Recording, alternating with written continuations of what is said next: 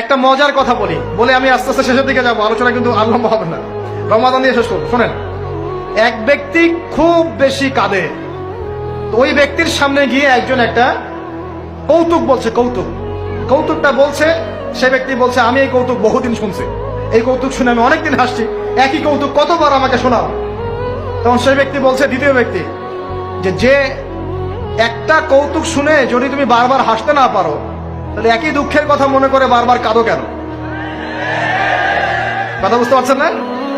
ঘটনা তো গন কে শেষ, ওটা আমার জীবন থেকে ওভার। ওর সাথে আপনার অতীতের সাথে আপনার এখনকার কি সম্পর্ক? এখনকার আপনি নতুন মানুষ এবং সেটা গন কেস শেষ। অতএব মাদক আপনাকে সুখ দিবে না। সেজদা, অজু করে সেজদা মানে নামাজ, এবং দুই সবচেয়ে আমার সবচেয়ে ফেভারিট জিনিস, সেটা হলো আল কোরআন তেলাওয়াত। আল কোরআন অর্থ বোঝেন চাই নাই বোঝেন, আপনি তেলাওয়াত করতে থাকেন, মনের সব কষ্ট চলে যাবে ইনশাআল্লাহ। এমন একটা শান্তি ফিল করবেন, এই শান্তির কথা যদি ওই যে পশ্চিমারা জানতো না, তাহলে এখানেই বোম মারা শুরু করতে থাকে।